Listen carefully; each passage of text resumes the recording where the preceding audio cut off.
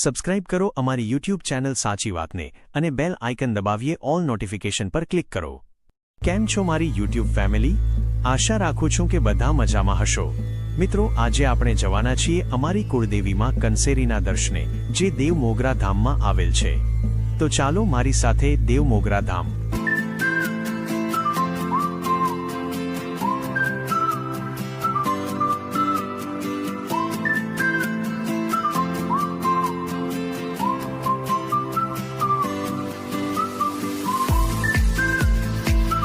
મિત્રો, ફાઇનલી આપણે કુળદેવીના ધામ દેવમોગરા પહોંચી ગયા છીએ।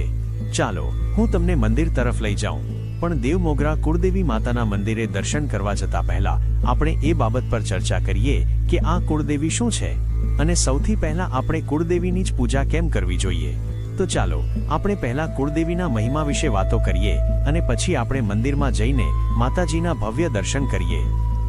મિત્રો, યાદ કરો આપણા બચપનના દિવસો, જ્યારે કોઈ સગા વહાલા કે ઓળખીતા આપણને ચોકલેટ કે પૈસા આપવા માંગતા હોય ત્યારે એ સૌથી પહેલા આપણા માતા કે પિતાને પૂછતા કે હું તમારા બાળકને આ આપી શકું? અને જ્યારે એ આપણને ચોકલેટ કે પૈસા આપતા ત્યારે આપણે આપણા માતા પિતા સામે જોતા। જો માતા પિતા કહે કે હા દીકરા લઈ લે, ત્યારે જ આપણે એ વસ્તુ લેતા હતા। બસ એ જ રીતે આપણા કુળના દેવી દેવતા એ આપણા આધ્યાત્મિક માતા પિતા છે। જો બીજા કોઈ ભગવાન આપણને કંઈ પણ સુખ કે આશીર્વાદ આપવા માંગતા હોય તો એ સૌથી પહેલા કુળદેવીને પૂછે છે। જો કુળદેવી નારાજ હોય તો દુનિયાનો કોઈ દેવ આપણને કશું આપી શકતો નથી। મિત્રો, આપણી કુળદેવી એ આપણી પોતાની જે માં છે એની પણ માં કહેવાય છે।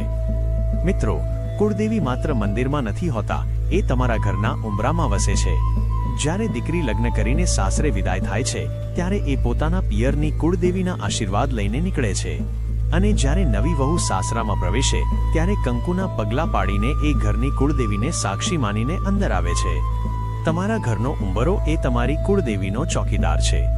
જો ઉંબરો પવિત્ર રાખશો અને કુળદેવીનો શ્રદ્ધાનો દીવો પ્રગટાવશો તો કોઈ આફત તમારા ઘરનો દરવાજો નહીં ઓળંગી શકે। કુળદેવી એ તમારા વંશનું મૂળ રૂટ છે। મિત્રો, આપણા માટે બહુ ગર્વની વાત છે કે આપણા હાલના પ્રધાનમંત્રી શ્રી નરેન્દ્રભાઈ મોદી પણ આ દેવમોગરા ધામમાં કંસેરી માના દર્શને આવ્યા હતા। જ્યારે દેશના વડાપ્રધાન અહીં શીશ ઝુકાવતા હોય ત્યારે તમે આ ધામની શક્તિનો અંદાજો લગાવી શકો છો। મિત્રો, તમને ખબર છે, માં કંસેરી એ અનાજની દેવી છે। આદિવાસી સંસ્કૃતિ જળ, જમીન અને જંગલ સાથે જોડાયેલી છે।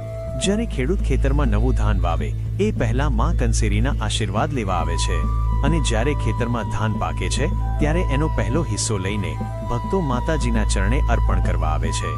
આ માં પ્રત્યેની કૃતજ્ઞતા છે। તો ચાલો મિત્રો, હવે માં કંસેરીના પાવન દર્શન કરીએ।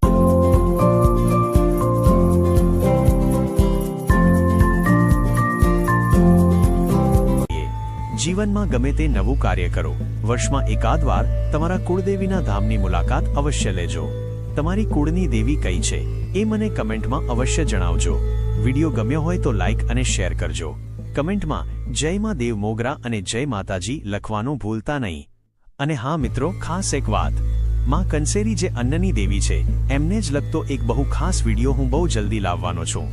શાસ્ત્રોમાં કહેવાયું છે કે અન્નદાન એ જ સૌથી મોટું દાન છે, તો એ વિડીયો જોવાનું પણ ભૂલશો નહીં। એ વિડીયો પણ બહુ જલ્દી અમારી આ YouTube ચેનલ પર આવશે। મળીએ આવતા વિડીયોમાં। જય માતાજી।